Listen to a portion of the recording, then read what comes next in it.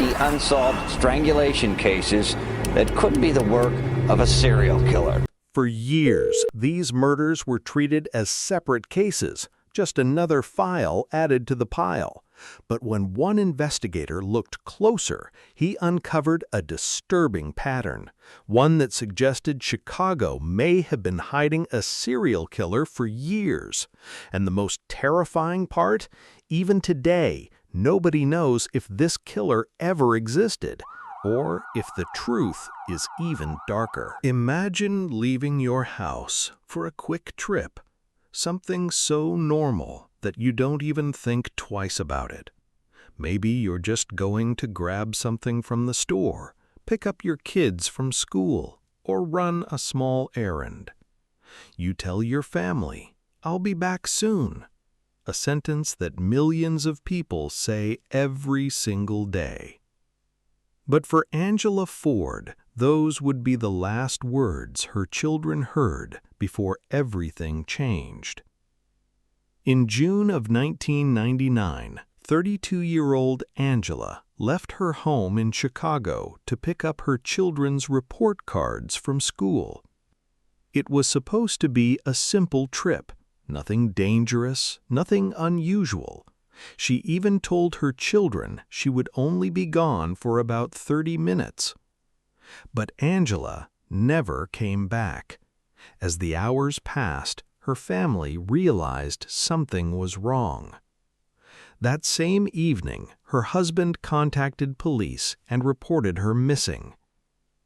For an entire week, nobody knew where Angela was.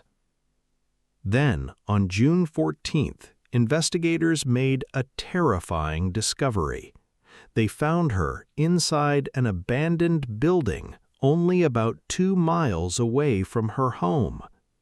And somehow she was still alive, but barely. Angela had been strangled and suffered multiple serious injuries. Although she was breathing, she had fallen into a deep coma, and sadly, she would remain in that condition for more than a year and a half. On January 4th, 2001, Angela passed away. And the person responsible? They were never found. No arrest, no confession, no answers. Just another unsolved case sitting in police files. But years later, Angela's case would become connected to something much bigger, something that would make people ask, what if this wasn't just one murder? What if there was someone out there doing this again and again? This is the story of the person some people believe became known as the Chicago Strangler. The theory behind the Chicago Strangler first gained attention in 2018 thanks to Thomas Hargrove. Thomas wasn't just guessing or creating some internet mystery for attention. He was the founder of an organization called the Murder Accountability Project. Basically, the group collects massive amounts of crime data from across the United States and searches for hidden connections. Think of it like putting thousands of crime puzzles on a giant table and trying to figure out if some of the pieces belong together. Except instead of a detective wearing a cool jacket and walking around dramatically, it's mostly computers, data, and a lot of very serious research. And surprisingly, this method had already helped solve real cases.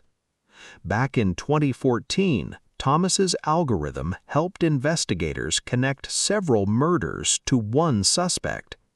That suspect was Darren Dion Van, who later confessed to killing 7 women.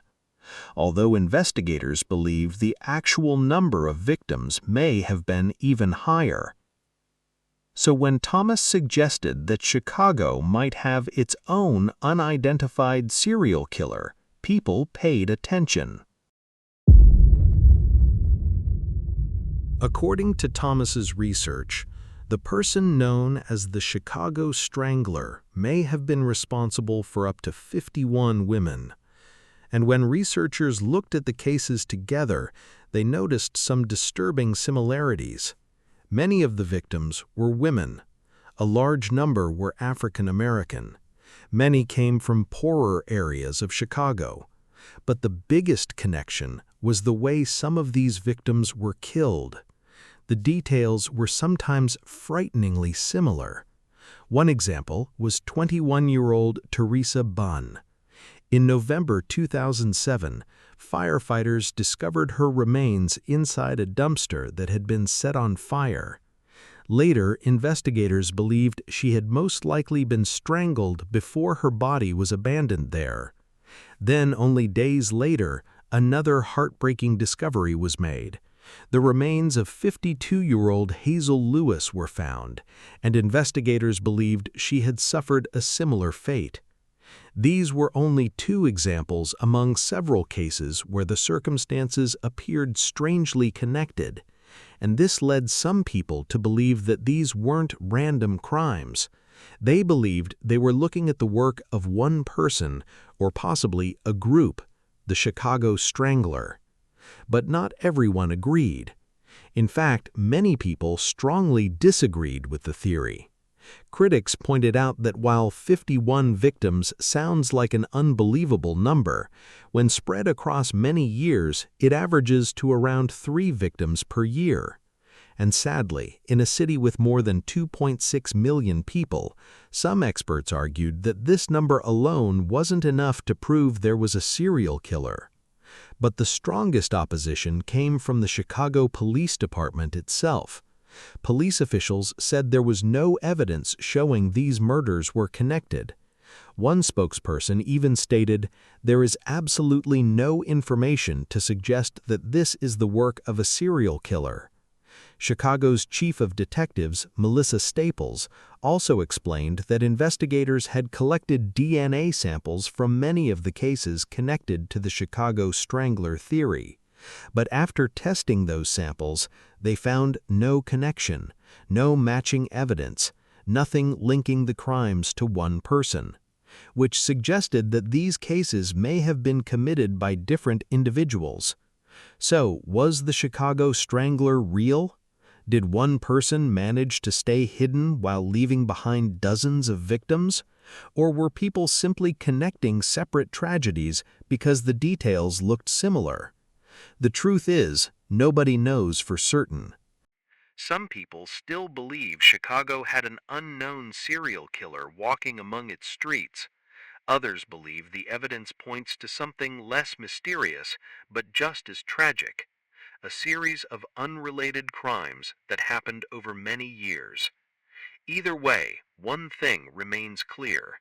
Behind every statistic, every report, and every theory, there were real people, real families, and real victims whose stories deserve to be remembered.